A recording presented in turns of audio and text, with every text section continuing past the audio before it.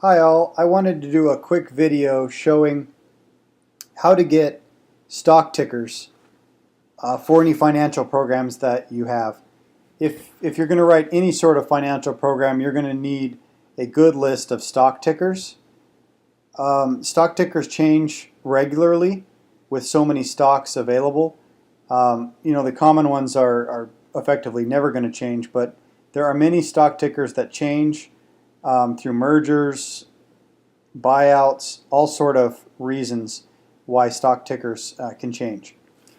So before I show you the Scala, which I have open here, I'm going to show you the data that we're going to use. And this is from the NASDAQ. And here you can see on line 1 what each of these lines are. So it's NASDAQ traded is the first symbol here. And then it's going to have the symbol. And the symbol is really the stock ticker. So you can see Agilent is A, Alcoa is AA. And then, certainly companies will have different classes of stock. You can see AA dollar is preferred stock and different stock. Some of those may be useful, some may not. The name of the security, so it just have the name of the stock, which is good. The listing exchange. I don't think that's really used in here. If you look at the data, maybe it is, maybe it isn't. I don't typically use that one. The market category, if it's an exchange traded fund, so if it is, you're not going to really have that as a stock. It may be a different type. Round lot size, test issue, financial status. A lot of these I don't use. Obviously the data is here. But let's delve into the Scala and see how it can be used. So I have a Scala object here called NASDAQ ticker fetcher. And this object basically just uses the postfix ops, which has a double bang at the end, to issue a wget from FTP. It logs in as anonymous and grabs the file. When I have the double bang here, it's going to return the output of the command, and I'm just going to print that. So it's not very interesting, but let's just run it and see what it does. It's going to just download the file, and I've downloaded a couple files in preparation for this video here. So the file that we previously saw is what it downloaded. So now what I want to show you is a Scala class I wrote to basically loop through these stocks and grab the ones that you want. So line 18 is really the stocks that are not ETFs.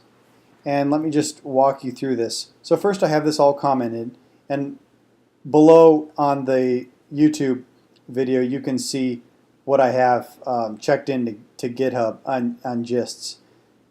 These are all there for you. You don't need to really type these from my screen or anything. So I have an object called ticker parser, and it goes through a file called NASDAQ training and gets all the lines. So we first just read those in to the line iterator.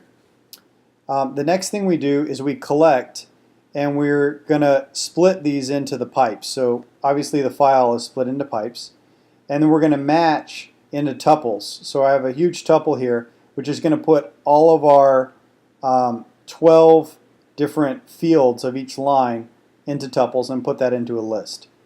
So then I'm going to filter through each one of those tickers, and if the sixth one for ETF is a no, I'm going to put that in a list. And then at the very end, I'm just going to print all the tickers that were there, and then obviously the stock. So this is going to kind of give us a gauge of how many were filtered out. So let's just go ahead and check that out. If I run this, I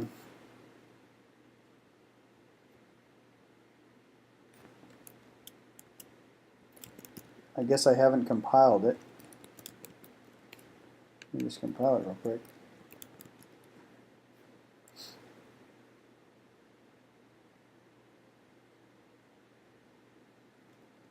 Okay, now let me go ahead and run it.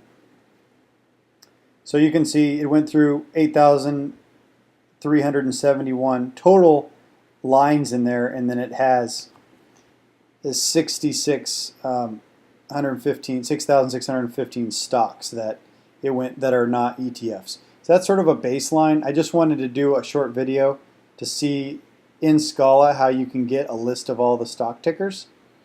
So there it is. Please ask any questions in the question section, comment section below. And again, the code is posted there.